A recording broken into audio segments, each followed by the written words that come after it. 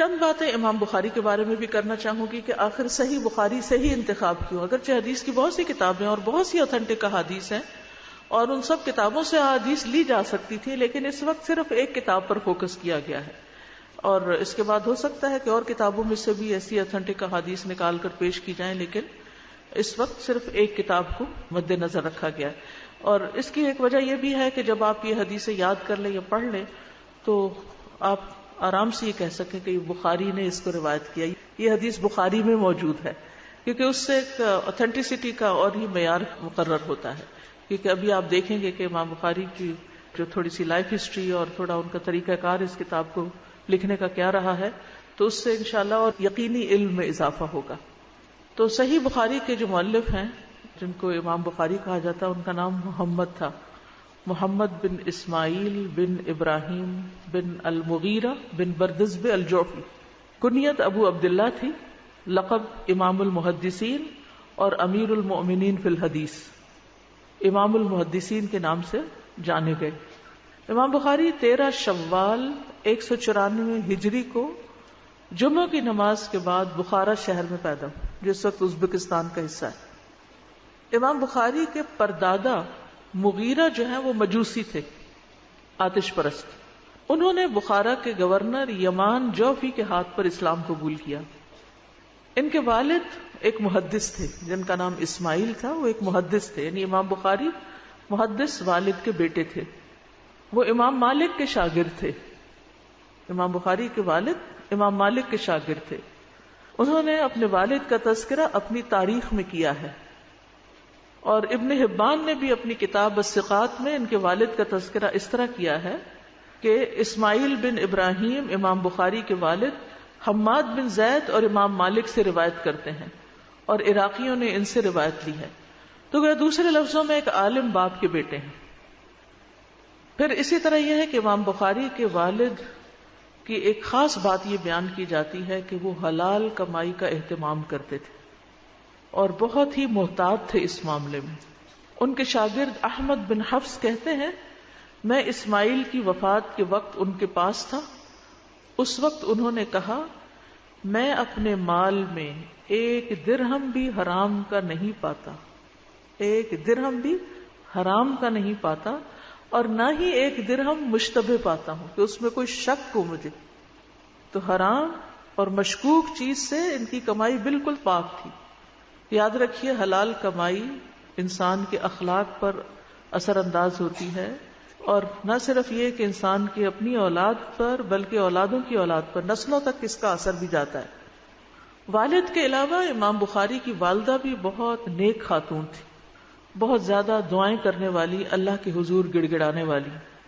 ابو علی الغسانی لکھتے ہیں محمد بن اسماعیل کی بصارت ان کے بچپن میں ہی چلی گئی تھی، بیمار ہوئے آنکھیں چلی گئیں. ان کی والدہ بہت عبادت گزار تھیں. انہوں نے اللہ الرحمن کے خلیل ابراہیم علیہ السلام کو خواب میں دیکھا. ماں نے، امام بخاری کی والدہ نے ابراہیم علیہ السلام کو خواب میں دیکھا. وہ ان سے فرما رہے تھے اللہ تبارک و تعالی نے تمہارے کثرت سے رونے اور دعا کرنے کی وجہ سے تمہارے بیٹے کی آنکھیں درست کر دی ہیں. یعنی ماں کی دعا کے نتیجے میں بیٹے کو اللہ نے درست کر دیا. وہ کہتی ہیں کہ صبح ہوئی تو میں نے دیکھا کہ واقعی ان کی آنکھیں درست ہو چکی تھی اور وہ دیدہ و بینا تھے، بلکہ اتنی نگاہ تیز ہو گئی کہ کہا جاتا ہے کہ امام بخاری نے اپنی کتاب تاریخ کبیر چاند کی روشنی میں لکھی. یعنی نہ صرف یہ کہ نگاہ لوٹ آئی بلکہ اس طرح لوٹی کہ عام لوگوں سے بھی زیادہ وہ تیز تھی. امام بخاری کی والدہ نے بیٹے کی اچھی تربیت کے لیے چھوٹی عمر میں ہی ان کو مدرسے میں داخل کروا دیا، یہاں تک کہ 10 سال کی عمر تک وہ اس مدرسے میں رہے. جب 16 سال کے ہوئے تو ان کے بھائی کے ساتھ انہیں حج پر لے گئی، یعنی امام بخاری کو اور ان کے بھائی کو لے کر حج پہ چلی گئی. حج کے بعد وہ خود اور ان کے بیٹے احمد واپس آ گئے، جبکہ امام بخاری کو 16 سال کی عمر میں طلب حدیث کے لیے مکہ چھوڑ آئی. 16 سال کا بچہ کتنا ہوتا ہے؟ ٹین ایج ہوتا ہے. اور اب تو 16 سال کے بچوں کے حالات آپ دیکھیں، نوجوانوں کے کیا ہو چکے ہیں. اور کیا ان پہ اتنا ٹرسٹ کیا جا سکتا ہے کہ ان کو بالکل یوں اکیلا چھوڑ دیا جائے؟ لیکن امام بخاری کی شرافت اور ان کی جو علم سے دوستی اور دلچسپی تھی، اس کی وجہ سے والدہ نے ان پر اعتماد کیا اور ان کو اتنی ینگ عمر میں، چھوٹی عمر میں، کیونکہ جتنا ارلی انسان علم میں سٹارٹ لیتا ہے اتنا ہی بہتر ہوتا ہے. تو بہرحال ابتدائی تعلیم تو ان کی والد کے پاس ہوئی، پھر ان کے والد کی وفات اس وقت ہو گئی جب وہ بہت چھوٹے تھے، تو زیادہ تر ان کی تعلیم و تربیت میں ان کی والدہ کا ہاتھ ہے. ابتدائی تعلیم و تربیت میں والدہ کا ہاتھ ہے. ان کی والدہ خود تو کوئی بہت بڑی اسکالر نہیں تھی، لیکن انہوں نے امام بخاری جیسے بیٹے کو تیار کیا. تو ماں کا یہ ایک بڑا اہم رول ہے کہ وہ بچوں کی تربیت اس ڈھنگ پر کریں کہ وہ ان کے لیے صدقہ جاریہ بنے. محمد بن ابی حاتم کہتے ہیں، میں نے ابو عبداللہ امام بخاری سے پوچھا آپ کے ابتدائی حالات کیسے تھے؟ انہوں نے کہا مجھے اس وقت حفظ حدیث کا شوق دیا گیا جب میں مکتب میں تھا. مکتب یعنی بالکل ابتدائی مدرسے میں. میں نے پوچھا آپ کی عمر اس وقت کیا تھی؟ انہوں نے کہا 10 سال یا اس سے کم. آج ہم دیکھیں کہ کیا ہمارے 10 سال کے بچے کو حدیث حاصل کرنے کا شوق ہے؟ انہوں نے تو شاید کبھی کوئی حدیث پڑھی بھی نہ ہو، کبھی کوئی سنی بھی نہ ہو، کیونکہ نہ ہمارے دلوں میں وہ اہمیت ہے اور نہ ہی ہم نے آگے اپنے بچوں میں وہ ٹرانسفر کی. تو بہرحال 10 سال کی عمر میں انہوں نے مکتب چھوڑ دیا، فارغ ہو گئے اس سے، اور پھر محدثین کے پاس جانا شروع کر دیا.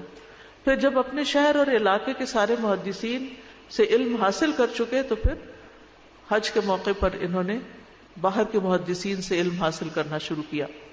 ان کا حافظہ جو تھا وہ بہت قوی تھا. بہت چھوٹی عمر میں ہی انہوں نے بہت ساری احادیث یاد کر لی تھی. ابو عمر سلیم بن مجاہد کہتے ہیں کہ میں محمد بن سلام بیکندی، یہ ان کے استاد ہیں امام بخاری کے، ان کے پاس تھا تو انہوں نے کہا اگر تم اس سے پہلے آتے تو ایک ایسا لڑکا دیکھتے جس کو 70,000 حدیثیں یاد ہیں. یعنی چھوٹی سی عمر میں انہوں نے ہزاروں حدیثیں یاد کر لی. وہ کہتے ہیں میں اس کی تلاش میں نکلا یہاں تک کہ اس سے ملا اور کہا تم ہو وہ جو کہتے ہو کہ مجھے 70,000 حدیثیں یاد ہیں؟ تو امام بخاری نے کہا بلکہ اس سے بھی زائد، بلکہ جس حدیث کے بارے میں آپ مجھ سے سوال کریں گے، خواہ وہ صحابی سے مروی ہو یا تابعی سے، ان میں سے اکثر راویوں کی تاریخ پیدائش، تاریخ وفات، رہنے کی جگہ، جائے سکونت بھی بتا سکتا ہوں. یعنی نہ صرف یہ کہ حدیثیں یاد ہیں بلکہ حدیثیں روایت کرنے والوں کے حالات بھی یاد ہیں. اور میں صحابہ یا تابعین کی حدیث سے جو بھی حدیث روایت کرتا ہوں اس کی ایک اصل ہوتی ہے جس کو میں کتاب اللہ اور سنت رسول صلی اللہ علیہ وسلم سے یاد کرتا ہوں. تو ابتدائی زمانے میں ہی ان کے حافظے کے بہت سے واقعات موجود ہیں. اگر آپ ان کی بایوگرافی پڑھیں تو انشاءاللہ آپ کو بہت ساری اور بھی نئی نئی باتیں پتہ چلے گی، کیونکہ ہمارا کورس احادیث سے متعلق ہے اس لیے میں بہت تفصیلات میں نہیں جا سکتی. لیکن ان کے حافظے کا اور ان کے علم کا حال یہ ہے کہ مشائخ بھی ان سے متاثر تھے. یعنی جو استاد تھے وہ اپنے شاگرد سے بہت امپریس تھے، اور بعض مشائخ اپنی غلطیوں کی اصلاح ان سے کرواتے تھے. پھر بعض اوقات مشائخ میں اگر کسی چیز میں اختلاف ہوتا تو وہ امام بخاری سے اس کا حل پوچھتے تھے. امام بخاری نے بہت سے علمی سفر کیے. 16 سال کی عمر میں جب حج کے لیے روانہ ہوئے تو بعد میں انہوں نے مکہ سے مدینہ کی طرف رخ کیا، وہاں تعلیم حاصل کی، اور وہاں مدینہ میں ہی تاریخ کبیر کا مسودہ چاندنی راتوں میں لکھا. ابن کثیر کہتے ہیں کہ امام بخاری 8 بار بغداد گئے. یعنی علمی سفر کے دوران 8 دفعہ انہوں نے بغداد کا سفر کیا، اور ہر بار وہ امام احمد بن حنبل کے ساتھ اکٹھے ہوتے، یعنی ان کے پاس بیٹھتے. تو وہ انہیں بغداد میں اقامت اختیار کرنے پر آمادہ کرتے کہ آپ بھی بغداد میں رہ جائیں، کیونکہ بغداد اس وقت علم کا مرکز و منبع تھا. خطیب بغدادی کہتے ہیں کہ امام بخاری نے مختلف شہروں کے محدثین کی طرف سفر کیا. خراسان، عراق کے تمام شہروں میں کتابت کی، حجاز، شام، مصر اور بغداد میں کئی دفعہ گئے. بعض اوقات حصول علم کے لیے لوگوں سے بالکل الگ تھلگ ہو جاتے تھے. امام بخاری کہتے ہیں کہ حج کرنے کے بعد میں مدینہ میں 1 سال تک لوگوں سے بالکل الگ ہو گیا، نو سوشل لائف، اور اس دوران میں حدیث لکھنے میں مشغول رہا. پھر کہتے ہیں کہ حصول علم کے دوران وہ ہر سال حج کرتے تھے. وہ کہتے ہیں میں بصرہ میں 5 سال رہا، اس دوران میرے ساتھ میری کتابیں بھی تھی. میں ہر سال حج کو جاتا اور واپس آ کر تصنیف کے کام میں مشغول ہو جاتا. یعنی کام کیا تھا؟ لکھنا پڑھنا، حج کرنا، پھر واپس لکھنا پڑھنا. اور کوئی چیزیں نہیں. پھر علل حدیث کے ماہر تھے. امام بخاری امام مسلم کے ساتھ بھی بہت ان کا تعلق تھا، لیکن امام مسلم امام بخاری کے سامنے اس طرح سوال کرتے تھے جیسے کوئی بچہ سوال پوچھتا ہے. یعنی وہ بھی ان کے علم کے اور ان کے رتبے کے بہت قائل تھے. امام بخاری کے اساتذہ اتنے ہیں کہ جن کو شمار نہیں کیا جا سکتا، لیکن مشہور اساتذہ امام احمد بن حنبل، اسحاق ابن راہویہ، یحییٰ ابن معین، ابو نعیم فضل بن دکین، مکی بن ابراہیم بلخی، محمد بن عبداللہ الانصاری، ابو عاصم الشیبانی، محمد بن یوسف بن فریابی. اگر آپ بخاری پڑھیں تو اس کی سند میں جب شیوخ سے روایت کرتے ہیں تو یہ سارے نام آپ کو مل جائیں گے. امام بخاری کہتے ہیں میں نے 1080 شیوخ سے احادیث لکھی. کتنے؟ 1080. اور کچھ ائمہ ایسے ہیں جنہوں نے امام بخاری سے پھر احادیث آگے روایت کی. امام ابو الحسن مسلم بن حجاج، ابو عیسیٰ ترمذی، ابو عبد الرحمن النسائی، ابو حاتم، ابو زرعہ، ابو بکر بن خزیمہ. امام فربری کہتے ہیں کہ امام بخاری سے 70,000 لوگوں نے حدیث کا سماع کیا. یعنی امام بخاری نے اپنی کتاب تیار کرنے کے بعد لوگوں کو جب پڑھانی شروع کی تو 70,000 لوگوں نے براہ راست آپ سے یہ کتاب پڑھی. حافظہ بہت قوی تھا، کم سوتے تھے، راتوں کو بھی حدیث کے علم میں مشغول رہتے. محمد بن یوسف کہتے ہیں ایک رات میں بخاری کے ساتھ ان کے گھر میں تھا، میں نے شمار کیا وہ ایک رات میں 18 مرتبہ اٹھے. انہوں نے دیا جلایا، وہ چیزیں یاد کرتے اور حاشیے میں لکھتے، سوتے جاگتے سوتے جاگتے. اگر ہم ایک رات بھی ایسے کریں تو اگلے دن سارا دن ہی شاید سوئے رہیں کہ آج ہماری نیند ڈسٹرب ہو گئی. لیکن اللہ سبحانہ وتعالیٰ جب کسی سے کام لیتا ہے تو اس کو ہمت بھی دیتا ہے. اپنے کام خود کیا کرتے تھے. وہ کہتے ہیں کہ ابو عبداللہ سحری کے وقت 13 رکعت نماز پڑھتے تھے، یعنی تہجد. جب بھی وہ اٹھتے مجھے نہ جگاتے. محمد بن ابی حاتم کہتے ہیں تو میں کہتا میں آپ کو دیکھتا ہوں کہ آپ اپنے اوپر ہی نماز کی تیاری کی ذمہ داری ڈالتے ہیں، مجھے نہیں جگاتے. تو انہوں نے کہا کہ تم جوان آدمی ہو، مجھے اچھا نہیں لگتا کہ تمہاری نیند خراب کروں. کھانے میں بہت سادگی تھی. اصل میں یہ ساری باتیں بتانے کا مقصد یہ ہے کہ جب انسان کو بڑا کام کرتا ہے تو پھر اس کے ساتھ اس کی باقی زندگی کیسے ہوتی ہے. ہماری دلچسپیاں پہننے، اوڑھنے، سیر و تفریح، میل ملاقاتیں، باتیں، فون، ادھر ادھر، ان چیزوں کے ساتھ ہیں. پھر ہم کہتے ہیں اللہ تعالیٰ ہم سے کوئی بڑا کام لے لے. یعنی اپنے کو نہیں بدلتے، بس صرف آرزویں اور تمنائیں رکھتے. جبکہ کام کرنے والے اپنی بہت سی دل پسند من پسند چیزوں کو چھوڑ دیتے ہیں اپنے رب کی خاطر، اپنی آخرت کی خاطر، لوگوں کی خدمت کی خاطر. ابو الحسن یوسف کہتے ہیں کہ ایک مرتبہ محمد بن اسماعیل بیمار ہو گئے. ان کا قارورہ طبیبوں کو دکھایا گیا. انہوں نے کہا یہ قارورہ ان عیسائی درویشوں کے قاروروں سے مشابہ ہے جو سالن استعمال نہیں کرتے. تو امام بخاری نے تصدیق کی اور کہا میں نے 40 سال سے سالن نہیں کھایا. اگر ہمیں ایک دن سالن کے بغیر روٹی کھانی پڑے تو پھر ہم کیا کریں گے. انہوں نے اس کا علاج پوچھا کہ بیمار ہو گئے کوئی علاج بتائیں. تو طبیبوں نے کہا اس کا علاج سالن ہے، ان کو سالن کھانا پڑے گا. تو انہوں نے علاج سے انکار کر دیا. حتیٰ کہ شیوخ اور دیگر اہل علم نے مجبور کیا تو روٹی کے ساتھ شکر لگا کے کھانے لگے. محمد بن ابی حاتم کہتے ہیں کبھی امام بخاری پر ایسا دن بھی آتا وہ سارے دن میں ایک روٹی بھی نہ کھاتے تھے، البتہ کبھی 2-3 بادام کھا لیتے. مسالے دار ہنڈیا اور بھنی ہوئی اشیاء سے پرہیز کرتے تھے، کیونکہ جب انسان کو کھا لیتا ہے پھر سستی طاری ہو جاتی ہے، پھر سینے میں جلن ہونے لگتی ہے، پھر اس کے اوپر کچھ اور کھانا پڑتا ہے، پھر انسان کام پر فوکس نہیں کر سکتا. اسی طرح مساجد کا احترام کرنے والے تھے. ایک دفعہ کسی نے دیکھا ان کی داڑھی میں ایک تنکا سا ہے تو انہوں نے نکال کے نیچے پھینک دیا. امام بخاری نے اپنی نظر اس پر رکھی اور اس کو اٹھا کے اپنی آستین میں رکھ لی اور مسجد سے باہر جا کر پھینک دیا کہ اگر میری داڑھی میں تنکا نہیں ہو سکتا تو مسجد میں کیسے پھینک سکتے ہیں اس کو. تو یہ ایک تقویٰ کی علامت ہے. اسی طرح جرح کرنے میں بہت محتاط تھے. جب کسی کے اوپر حکم لگانا ہوتا، فیصلہ کرنا ہوتا کہ کوئی راوی کیسا ہے تو کہتے ترکوہ، یعنی محدثین نے اس سے روایت نہیں لی. انکرہ الناس، لوگوں نے اس پر انکار کیا ہے. المتروک، چھوڑ دیا گیا. فیہ نظر، اس کے بارے میں یعنی کہ ایک اور اوپینین ہے. سکتوا عنہ، لوگ اس کے بارے میں خاموش ہیں. لیکن وہ بہت ایکسٹریم الفاظ استعمال نہیں کرتے تھے کہ وداع، یعنی جھوٹی حدیثیں گڑنے والا، یا کذاب، بہت جھوٹا. یعنی جب کسی کے بارے میں کوئی اس کا فیصلہ کرنا ہوتا ہے کہ اس راوی کا درجہ کیا ہے تو بہت احتیاط کے ساتھ. آج آپ دیکھیں کہ ہم کسی کے بارے میں بھی بات کرتے ہوئے کسی کی چھوٹی سی غلطی پر اس کو بہت بڑے بڑے لقب دینے لگتے ہیں اور بڑی بڑی باتیں کرنے لگتے ہیں. دونوں طرح سے تعریف میں بھی زمین آسمان کے خلافے ملاتے ہیں، اور اسی طرح اگر کسی پہ تنقید کرنی ہو تو اس میں بھی ہم حد سے بڑھ جاتے ہیں، فلاں کافر ہے، فلاں خارجی ہے، فلاں ایسا ہے، فلاں ایسا ہے. ان معاملوں میں زبان کو بڑی احتیاط سے استعمال کرنے کی ضرورت ہے.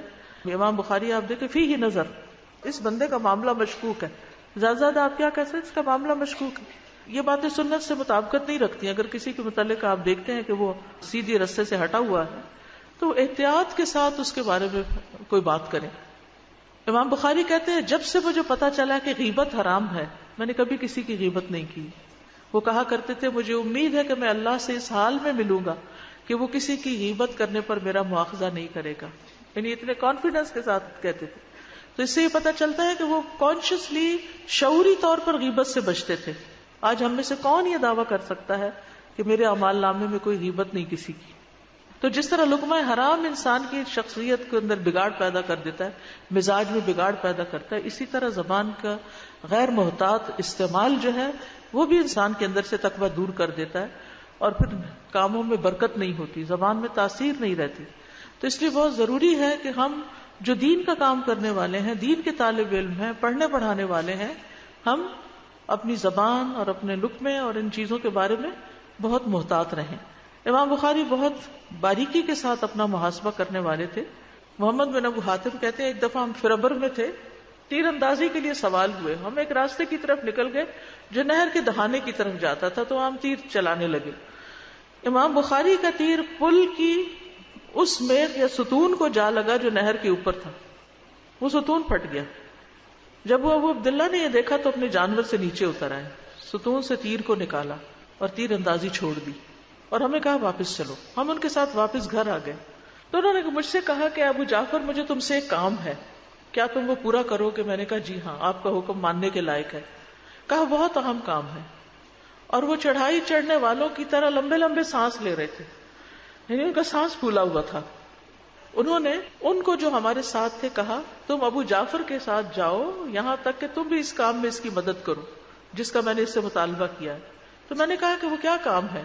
انہوں نے کہا کیا تم مجھے ضمانت دیتے ہو کہ پورا کرو گے؟ میں نے کہا سر آنکھوں پر. انہوں نے کہا تم اس پل کے مالک کے پاس جاؤ، پھر اس سے کہو ہم نے ستون میں خرابی ڈال دی ہے، ہم چاہتے ہیں کہ آپ ہمیں اجازت دے دیں کہ اس کی جگہ اس کو بدل دیں یا آپ ہم سے اس کی قیمت لے لیں، اور جو غلطی ہم سے ہوئی ہے آپ اس کو معاف کر دیں. حمید بن اخضر فربری اس پل کا مالک تھا، تو اس نے کہا ابو عبداللہ کو میری طرف سے سلام پہنچا دو اور انہیں کہہ دو کہ جو آپ سے کوتاہی ہوئی ہے وہ آپ کو معاف ہے. اور کہا میری تمام ملکیت آپ پہ فدا ہے اگرچہ یہ کم ہے. میں نے کہا میں اپنے آپ کو جھٹلاتا ہوں کہ ایسا کام نہیں ہوا کہ آپ نے اسی درخواست کی، مگر میں یہ پسند نہیں کرتا کہ آپ ایک ستون کے بارے میں یا میری ملکیت کی کسی چیز میں مجھ سے جھجک کھائیں. تو میں نے ان کا پیغام امام بخاری کو پہنچا دیا. ان کا چہرہ چمک اٹھا، روشن ہو گیا، خوش ہو گئے، اور اس دن انہوں نے اجنبی لوگوں کو، مسافروں کو 500 حدیثیں سنائی اور 300 درہم صدقہ کیے. اب ہم ذرا اپنے آپ کو رکھ کے دیکھیں ہمارا تقویٰ کہاں ہے. کسی کا کوئی نقصان کر بیٹھیں، کیا ہم اس سے ذکر کریں گے؟ کیا ہم معافی مانگیں گے؟ کیا ہم اس کا نقصان پورا کریں گے؟ کیا ہمیں چین آئے گا؟ بعض اوقات کیا ہوتا ہے ہمارے روڈ ایکسیڈنٹ جتنے بھی ہوتے ہیں عموماً لوگ مار کے غائب ہو جاتے ہیں، بھاگ جاتے ہیں. لوگوں سے تو بھاگ جائیں گے، اللہ سے کیسے بھاگیں گے؟ اللہ تعالیٰ ہم سب کو معاف کر دے کہ ہم نے جانے انجانے کسی کے حق میں بھی کوئی نقصان کیا، کوئی خرابی کی. بعض اوقات الہدائی کی کوئی برانچ یا کوئی چیز یا اللہ کا کوئی مال ہمارے زیر استعمال ہوتا ہے اور ہماری غفلت اور ہماری کوتاہی سے اس میں کوئی نقصان ہو جاتا ہے، تو ہمیں اس پر کوئی پریشانی لاحق نہیں ہوتی. تو ان سارے معاملات میں احتیاط جو ہے اور کانشیس ہونا اور فکر کرنا جو ہے یہ ایمان کی علامت ہے. اسی طرح ایک صاحب تھے ابو معاشر منابینا تھے، تو امام بخاری ان سے کہتے ہیں کہ آپ مجھے معاف کر دیں. انہوں نے کہا کہ کس بات پر؟ انہوں نے کہا ایک روز آپ ایک حدیث بیان کر رہے تھے، میں نے آپ کو دیکھا کہ آپ بہت خوش تھے اور آپ اپنا سر بھی ہلا رہے تھے، تو میں اس پہ مسکرا دیا، آپ تو مجھے نہیں دیکھ سکتے تھے. تو انہوں نے کہا ابو عبداللہ اللہ آپ پر رحم کرے، میں آپ کو معاف کرتا ہوں. اور بعض اوقات کوئی دیکھ نہیں رہا ہوتا تو ہم اس کے اوپر ناک منہ بھی چڑھا لیتے ہیں اور اشارے بھی کر لیتے ہیں اور ہنس بھی لیتے ہیں اور زبان سے بھی غیبت کر لیتے ہیں اور اس کی پرواہ بھی نہیں کبھی کرتے کہ ہم گناہ کا کام کر رہے ہیں. اسی طرح اپنے کردار کی بھی حفاظت کرنے والے تھے. ایک دفعہ کسی سفر کے دوران ان کے پاس اشرفیوں کی ایک تھیلی تھی، تو ان کے ساتھ ایک شخص جو تھا اس کو پتہ چل گیا کہ یہ اس کے پاس ہے، تو اس نے سفر کے دوران شور مچانا شروع کر دیا. سمندر کا سفر تھا کہ میری تھیلی گم ہو گئی. امام بخاری کو جب یہ پتہ چلا کہ یہ شخص اب ان پہ الزام لگائے گا کہ تھیلی امام بخاری کے پاس تھی، یعنی ان کی اپنی تھی، لیکن اس شخص نے جھوٹا کلیم کر دیا، تو لوگ کشتی والوں کے پیچھے پڑ گئے کہ کس نے چرائی. سب کی تلاشی ہونے لگی. امام بخاری میں اتنی دیر میں وہ تھیلی جو تھی وہ سمندر میں پھینک دی. تو تھیلی تو کسی سے بھی نہیں نکلی، سب کا سامان دیکھ لیا گیا اور باہر تو کوئی گیا نہیں تھا. تو سب پھر اس شخص کو ملامت کرنے لگے. تو بہرحال اس کے بعد جب کشتی سے اترے تو اس شخص نے تنہائی میں پوچھا کہ اس تھیلی کا کیا ہوا، یعنی وہ کہاں گئی جو آپ کے پاس تھی. تو کہتے ہیں کیا تم نہیں جانتے میری عمر رسول اللہ صلی اللہ علیہ وسلم کی حدیثوں کی طلب میں ختم ہو گئی، میری ثقافت دنیا میں مشہور ہے. میرے لیے چوری کا الزام اپنے اوپر لینا کس طرح مناسب تھا کہ جس دولت کو میں نے ساری عمر میں حاصل کیا وہ چند اشرفیوں کے لیے کھو دیتا. یعنی اشرفیوں کا ضائع ہونا برداشت کر لیا لیکن اپنے اوپر حرف نہیں آنے دیا. حصول علم میں ہر طرح کی قربانی دیتے تھے، حتیٰ کہ ایک دفعہ جب کھانے کی کوئی چیز نہیں تھی تو گھاس کھانا شروع کر دی اور کسی کو نہیں بتایا. پھر اسی طرح محدثین کے اقوال بھی ہیں امام بخاری کے بارے میں کہ ان جیسا کوئی دیکھا نہیں گیا، انتہائی زاہد اور عالم تھے. اسحاق ابن راہویہ ایک مرتبہ ممبر پہ بیٹھے ہوئے تھے، امام بخاری بھی وہاں موجود تھے. تو امام اسحاق نے ایک حدیث بیان کی جس پر امام بخاری نے لقمہ دیا. تو امام اسحاق نے امام بخاری کی بات کو مان لیا اور حاضرین مجلس سے کہا، اے اصحاب الحدیث کی جماعت، تم اس جوان کو دیکھو، اس سے حدیثیں لکھو. اگر یہ حسن بصری کے زمانے میں ہوتا تو وہ بھی معرفت حدیث اور فقاہت کی وجہ سے اس کے محتاج ہوتے، یعنی وہ بھی ان سے حدیث لکھتے. نعیم بن حماد کہتے ہیں محمد بن اسماعیل اس امت کے فقیہ، انہوں نے صرف حدیثیں جمع نہیں کی، ان سے جو ابواب نکالے ہیں اور جس طرح ان کو بیان کیا اور جس طرح اس کو ترتیب دیا ہے وہ کسی فقہ سے کم نہیں. پھر اسی طرح امام بخاری کی وفات جو ہے وہ بخارا میں ہوئی. بخارا کے لوگوں نے امام بخاری کے اوپر ایک تہمت لگا دی کہ آپ قرآنی الفاظ کے مخلوق ہونے کے قائل ہیں، یعنی کہ قرآن مخلوق ہے، اور اس غلط الزام کی عام طور پر شہرت کر دی گئی. تو شہر میں ایک ہنگامہ مچ گیا، تو لوگوں نے امام بخاری کو شہر چھوڑنے کا حکم دے دیا. تو سمرقند کے لوگوں نے انہیں اپنے ہاں آنے کی دعوت دی، انہوں نے قبول کر لیا اور سمرقند کی ایک بستی خرتنگ میں مقیم ہو گئے. لیکن مخالفین کا فتنہ وہاں بھی پہنچ گیا، جس کی وجہ سے ایک روز تہجد کے وقت آپ دعا کرنے لگے کہ اے اللہ، تیری زمین باوجود کشادہ ہونے کے مجھ پہ تنگ ہو گئی ہے، مجھے اپنے پاس بلا لے. تو اللہ تعالیٰ نے ان کی یہ دعا قبول کر لی اور ایک مہینہ بھی نہ گزرا تھا کہ آپ کی وفات ہو گئی. آپ نے عید الفطر کی رات 256 ہجری کو 62 سال کی عمر میں وفات پائی. آپ کی وفات کے وقت آپ کے جسم سے برابر پسینہ جاری رہا. دفن کے بعد قبر سے ایک نہایت تیز خوشبو پھیلی. وراق کہتے ہیں امام صاحب نے مرنے سے پہلے وصیت کی کہ مجھے 3 کپڑوں میں دفنانا، ان میں کرتا اور عمامہ نہ ہو، یعنی صرف چادریں ہوں. امام بخاری کے بارے میں لوگوں نے خواب بھی دیکھے. عبد الواحد بن آدم کہتے ہیں کہ میں نے خواب میں آپ صلی اللہ علیہ وسلم کو دیکھا. آپ اپنے اصحاب کی ایک جماعت میں ایک مقام پر کھڑے ہیں. میں نے رسول اللہ صلی اللہ علیہ وسلم کو سلام کیا تو آپ نے سلام کا جواب دیا. پھر میں نے آپ سے پوچھا کہ آپ یہاں پر کیوں کھڑے ہیں؟ تو آپ نے جواب دیا، میں محمد بن اسماعیل کا منتظر ہوں، یعنی امام بخاری کا منتظر ہوں. عبد الواحد کہتے ہیں کہ چند ہی دن گزرے تھے کہ امام بخاری کی وفات کی خبر ملی. میں نے دیکھا کہ ان کی وفات کا وقت ہی تھا جس وقت میں نے رسول اللہ صلی اللہ علیہ وسلم کو خواب میں دیکھا. وراق کہتے ہیں کہ میں نے امام بخاری کو خواب میں دیکھا کہ وہ رسول اللہ صلی اللہ علیہ وسلم کے پیچھے پیچھے چل رہے ہیں. جب رسول اللہ صلی اللہ علیہ وسلم اپنا قدم اٹھاتے تو امام بخاری آپ کے قدم پر اپنا قدم رکھتے. تو بہرحال یہ چند باتیں امام بخاری کے بارے میں ہیں. ان کی مشہور کتاب تو یہی الجامع الصحیح البخاری ہے، لیکن اس کے علاوہ بھی ان کی کتابیں ہیں جیسے تاریخ الکبیر، الاوسط الصغیر، الجامع الکبیر، کتاب الضعفاء الصغیر، اور اس کے علاوہ دیگر کتابیں. اور صحیح بخاری جو ہے اس کا پورا نام ہے الجامع المسند الصحیح المختصر من امور رسول اللہ صلی اللہ علیہ وسلم من سننہ و ایامہ. اور اس کتاب کی تالیف کا سبب یہ بنا تھا کہ امام بخاری اسحاق ابن راہویہ کی مجلس میں تھے تو انہوں نے کہا کاش تم لوگ رسول اللہ صلی اللہ علیہ وسلم کی صحیح حدیثوں سے ایک مختصر کتاب تیار کرتے. امام بخاری کہتے ہیں کہ یہ بات میرے دل میں بیٹھ گئی اور میں نے الجامع صحیح کے لیے احادیث جمع کرنی شروع کر دیں. اسی طرح وہ کہتے ہیں کہ میں نے خواب میں دیکھا، امام بخاری کہتے ہیں کہ میں نبی صلی اللہ علیہ وسلم کے سامنے کھڑا ہوں اور میرے ہاتھ میں ایک پنکھا ہے اور میں آپ سے مکھیاں اڑا رہا ہوں. تو میں نے تعبیر کرنے والوں سے اس کی تعبیر پوچھی تو انہوں نے کہا کہ تم نبی صلی اللہ علیہ وسلم سے جھوٹ کو ہٹاؤ گے، یعنی جو غلط باتیں آپ کی طرف منسوب کر دی گئی ہیں ان کو ہٹا دو گے. تو اس خواب نے بھی مجھے الجامع صحیح لکھنے پر ابھارا. یہ کتاب 16 سال میں لکھی گئی، صحیح بخاری 16 سال میں لکھی گئی. اس میں انہوں نے صرف صحیح احادیث کا چناؤ کیا. ہر حدیث لکھنے سے پہلے اللہ تعالیٰ سے استخارہ کرتے، 2 رکعت نماز پڑھتے، اور جب پورا یقین ہو جاتا تو پھر اپنی کتاب میں لکھتے. بابرکت جگہ کا انتخاب کیا، روضہ مبارک کے پاس بیٹھ کر اس کتاب کو لکھا اور ہر ترجمہ باندھنے سے پہلے 2 رکعت پڑھی. امام بخاری کے بارے میں بات مشہور ہے کہ ان کی فقہ ان کے تراجم میں ہے، یعنی ابواب جو باندھتے ہیں اس سے بہت زبردست باتیں دین کی حکمتیں سمجھ میں آتی ہیں. ابن الصلاح اور امام نووی کے نزدیک صحیح بخاری کی احادیث کی تعداد مکررات کو ملا کر، یعنی جو ریپیٹیشن ہوئی ہے ان کو ملا کر 7275 ہے، اور مکررات کے بغیر 4000 احادیث ہیں. امام نووی کہتے ہیں کہ علماء کا اس پر اجماع ہے کہ قرآن عزیز کے بعد سب سے صحیح ترین کتابیں بخاری اور مسلم ہیں، اور امت نے انہیں تلقی بالقبول کیا ہے، یعنی بہت زیادہ ان کو ویلکم کیا ہے. امام ذہبی کہتے ہیں کہ اللہ امام بخاری کو اسلام کی طرف سے بہترین بدلہ دے، کیا ہی اچھا ہے جو انہوں نے اپنی آخرت کے لیے ذخیرہ کر لیا ہے. اسی طرح امام ذہبی کہتے ہیں اسلام کی کتابوں میں سے سب سے بہترین کتاب کتاب اللہ ہے، اور اس کے بعد سب سے افضل ترین کتاب صحیح بخاری ہے. اس کی بہت شروحات بھی ہیں، لیکن اہم ترین شرح جو ہے ابن حجر الاسقلانی کی ہے، پھر اسی طرح عمدۃ القاری ہے بدر الدین العینی کی، پھر ابن بطال کی شرح ہے، پھر خطابی کی شرح ہے، پھر کرمانی کی ہے، زرکشی کی ہے، قسطلانی کی ہے. یہ نام آپ کتابوں میں عموماً پڑھتے رہتے ہوں گے. تو یہ مشہور شروحات ہیں جن سے آپ احادیث کے اندر مزید ڈیٹیلز بھی پڑھ سکتے ہیں.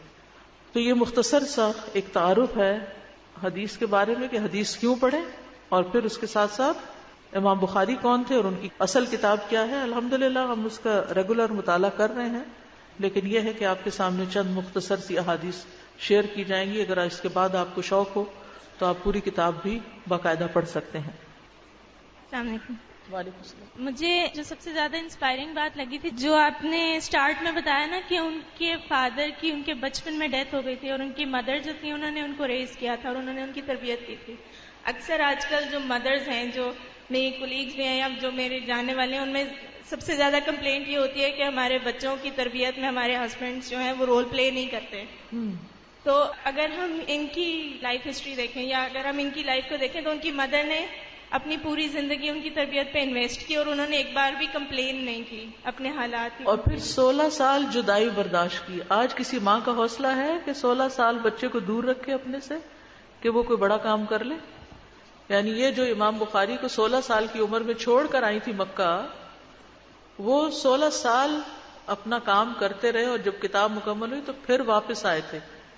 اور اس زمانے میں نہ کوئی فون تھے، نہ ٹیکسٹ میسج تھے، نہ کوئی ویڈیو کال، کچھ بھی نہیں تھا. ہم سب مائیں ہیں، ہمیں پتہ ہے کہ بچوں سے محبت کیا چیز ہوتی ہے، اور بچوں کی جدائی کتنی تکلیف دہ ہوتی ہے، اور کس طرح یہ بھی اللہ کے راستے میں اپنے بچوں کو دینا اور ان کی جدائی برداشت کرنا، اور ان سے اپنی دنیا نہیں بلکہ اپنی آخرت کا سامان کرنا، ان کو صدقہ جاریہ بنانا، کتنی بڑی بات ہے.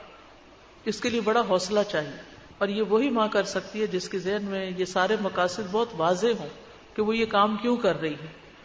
آج دنیا کی تعلیم کے لیے تو ہم پھر بھی بھیج دیتے ہیں 4 سال کے لیے، ڈگری کے لیے، پھر جاب کے لیے، نوکری کے لیے، اور پھر وہ وہیں کے ہو جاتے ہیں. ماں باپ کو پوچھتے بھی نہیں ہیں، اور ماں باپ بڑھاپے میں ان کی جدائی میں رو رو کے دم توڑ دیتے ہیں. چونکہ ہم نے ان کی دنیا بنائی تو انہوں نے بھی اپنی دنیا ہی بنا لی، والدین کو پیچھے کم ہی پوچھا. تو اس لیے بہت ضروری ہے کہ اگر ہم واقعی چاہتے ہیں کہ صالح نسل پروان چڑھے تو اس کے لیے ماؤں کا صالح ہونا اور ماؤں کے ذہن میں ان سارے مقاصد کا واضح ہونا بہت ضروری ہے. سادہ جی، آپ کی جو لائف ہسٹری ہے بخاری کی، یہ پڑھنے کے بعد یہ بات بہت اچھی طرح سمجھ میں آ رہی ہے کہ اگر واقعی دین کی خدمت یا کام کرنا ہے، جیسے انہوں نے ایک کام کیا اور ساری زندگی لگ کے کیا اس کام کو، تو اس کے لیے خود قرآن و سنت کو اپنی زندگی پہ لاگو نہیں کریں گے جب تک یہ ہو نہیں سکتا. کیونکہ بعض دفعہ ہم یہ سمجھتے ہیں کہ ہم قرآن کی کلاس میں چلے جائیں یا ہم بخاری کی کلاس میں چلے جائیں لیکن اس کے بعد پھر اپنی مرضی کی زندگی گزاریں.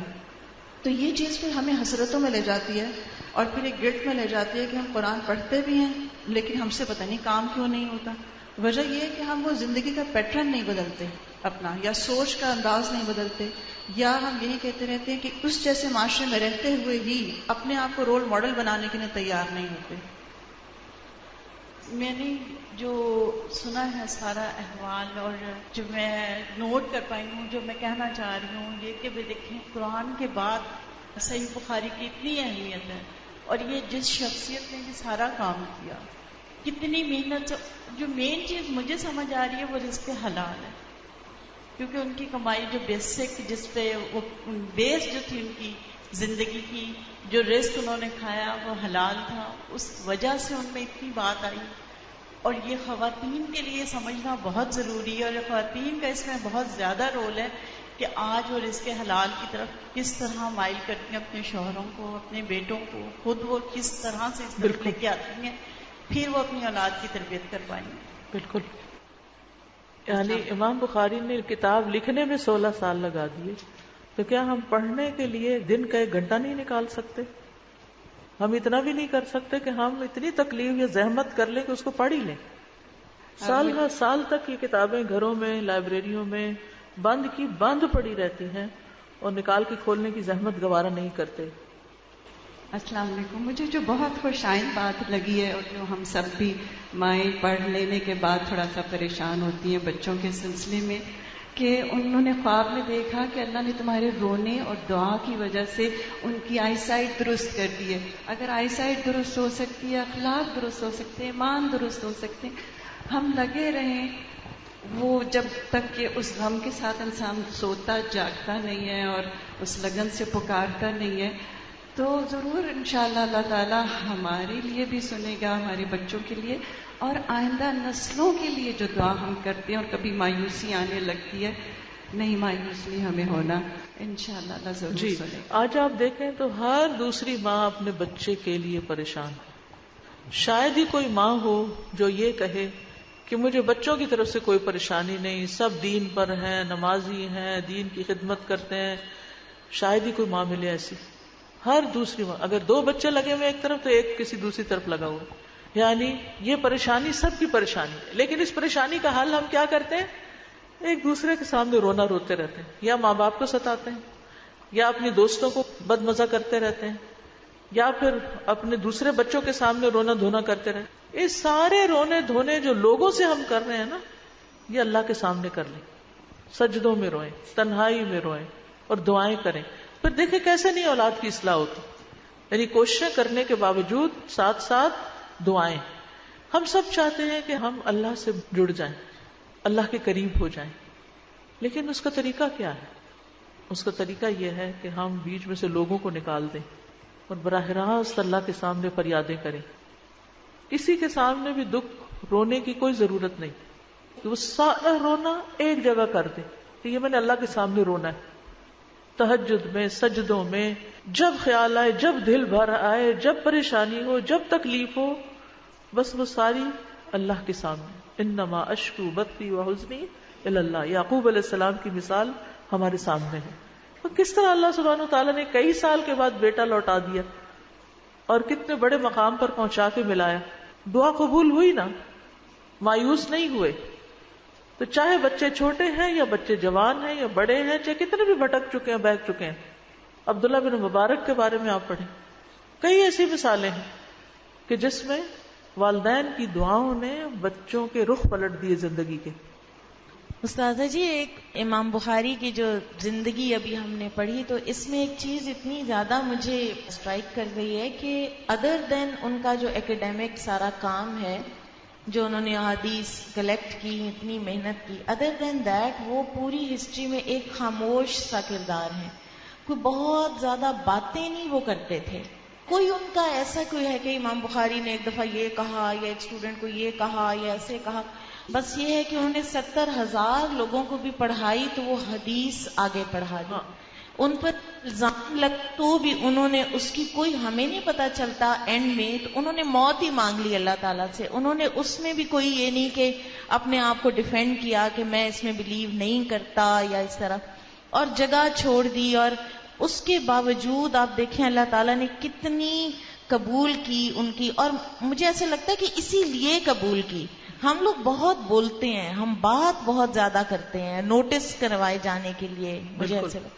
اور پھر آپ دیکھیے 2-3 چیزیں نا, ایک تو یہ کہ مکمل فوکس, یکسوئی, کام سے کام. دوسرا یہ ہے کہ اتنا بڑا کوئی کام کر جائے اور اتنے لوگوں کو پڑھا جائے, 70,000 لوگوں کو, جو ہم میں سے کسی نے بھی نہیں کیا ہوگا, تو اس کے بعد بھی کوئی اللہ سے شکوہ نہیں کہ یا اللہ میں نے تیرے دین کی اتنی خدمت کی اور آخری عمر میں آ کے مجھے یہ صلہ ملا کہ لوگوں نے مجھے اپنے وطن سے ہی نکال دیا اور میرے ساتھ یہ سلوک ہو رہا ہے. کوئی شکایت نہیں, کوئی شکایت نہیں. پھر اللہ ہی کی طرف رجوع اور اللہ ہی کی طرف واپس چلے گئے.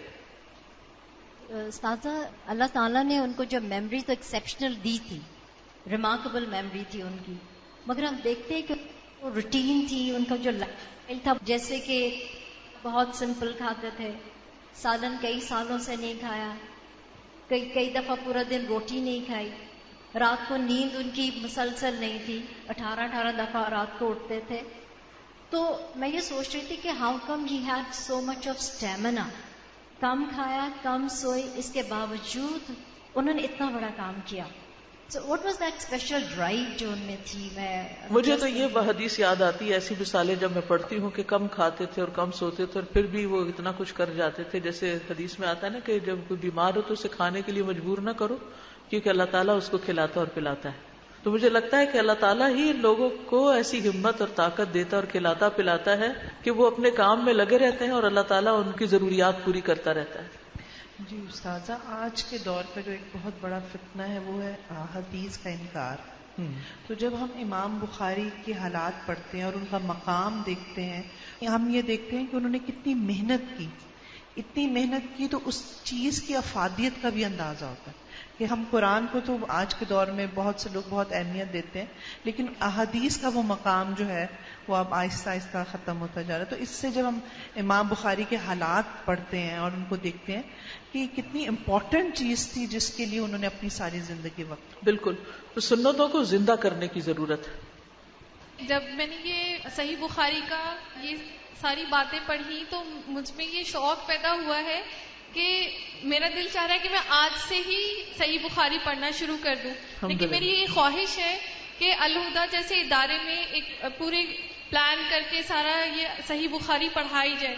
جو اسٹوڈنٹس قرآن کی تعلیم حاصل کر لیتے ہیں تو اس کے بعد صحیح بخاری کے لیے بھی مطلب اس کے لیے کوئی کورس ہونا چاہیے. میں ریکویسٹ کروں گی انتظامیہ سے کہ اس پروگرام کے بعد ساری برانچز میں اور صوت القرآن کلاسز وغیرہ میں قرآن کے بعد جو اسٹوڈنٹس قرآن پڑھ چکے ہیں ان کے لیے حدیث کورسز کا اور حدیث پڑھانے کا انتظام کیا جائے. استاذہ, 2 باتیں میرے ذہن میں آ رہی تھی. ایک تو میں اتنا امپریس اس بات سے ہوئی کہ ان کے والد اور وہ خود, وہ بیٹا کہہ رہے ہیں میں نے کبھی غیبت ہی نہیں کی, اور والد کہہ رہے ہیں کہ کوئی شک کا مال بھی نہیں ہے میری اس میں. اور یہ کانفیڈنس, مطلب ہائٹ آف کانفیڈنس ہے اپنے کسی عمل کے اوپر. اور دوسرا استاذہ, میں بھی سوچ رہی تھی کہ ہمارے تو 16 سال کے بچے بالکل بیبی ہوتے ہیں, ہم نے تو ان کو 16 سال کا بھی بیبی بنایا ہوتا ہے, اور ایون ان کو تو کسی ڈیسیجن میں بھی ہم نہیں لیتے, اور ان کو ان کی اپنی زندگیوں کے ڈیسیجن کرنے کے بھی ہم رائٹس نہیں دیتے کہ وہ اپنی مرضی سے کوئی اپنا ڈیسیجن کر سکیں, کیونکہ ہم پہلے کہتے تھے تمہیں نہیں پتا. اور وہ بچوں کی کریکٹر بلڈنگ پہ جو چیز ہے وہ اتنا بڑا کوشچن مارک ہے آج اس